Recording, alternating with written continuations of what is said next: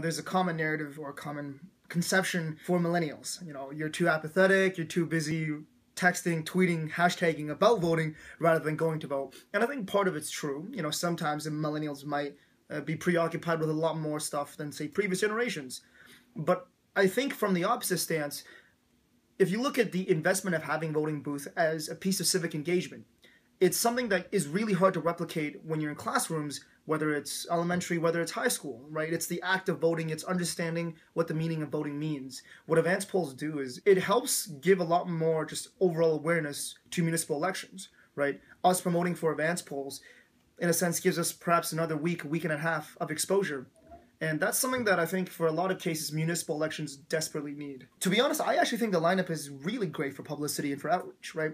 It generates questions, intrigue. Why is there a lineup happening for the polls? What is this lineup for?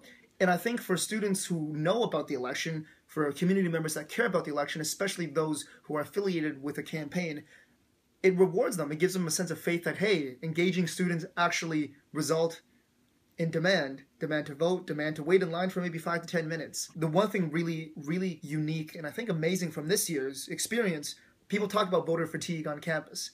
But I think for the students that have been really involved, whether it's volunteering or organizing events, the sense of excitement's only grown after each election.